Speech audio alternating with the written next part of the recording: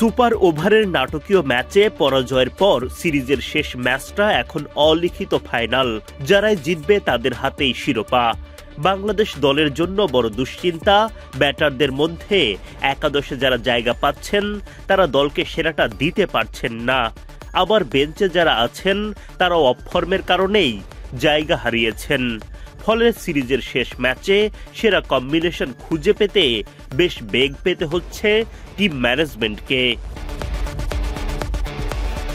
প্রথম দুই ওয়ানডেতে দুই ওপেনার সৌম্য সরকার ও সাইফ হাসান ভালো শুরু এনে দিতে পারেননি। গেল ম্যাচে সৌম্য ৪৫ রানের ধীর গতির ইনিংস খেললেও সুপার ওভারে গিয়ে সুপার ফ্লপ।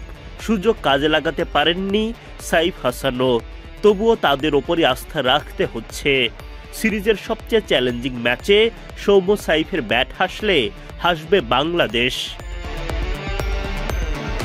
নিজেকে হারিয়ে খুঁজছেন নাজমুল শান্ত।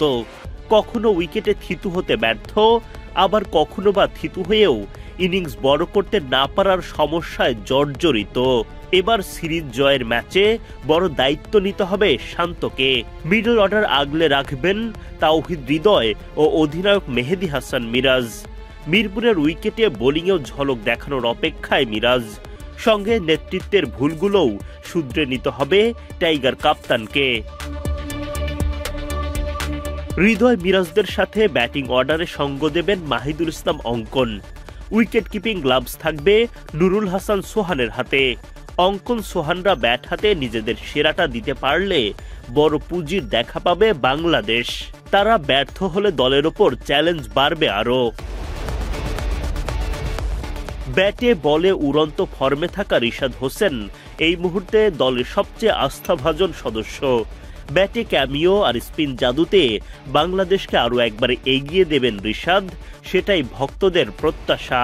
মিরপুরের স্পিন সহায়ক উইকেটে মিরাজ রিশাদের সঙ্গে দেখা যাবে নাসুম আহমেদ ও তানভীর ইসলামকে।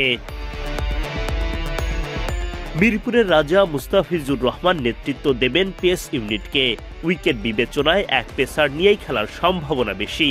তবে যদি কোনো কারণে দুই পেসারের পরিকল্পনায় যায় বাংলাদেশ, সেক্ষেত্রে একাদশে ফিরবেন তানজিম সাকিব। বৃহস্পতিবার মিরপুরে বেলা ১:৩০টায় ওয়েস্ট ইন্ডিজের বিপক্ষে সিরিজ নির্ধারণী ওয়ানডেতে মাঠে নামবে টাইগাররা।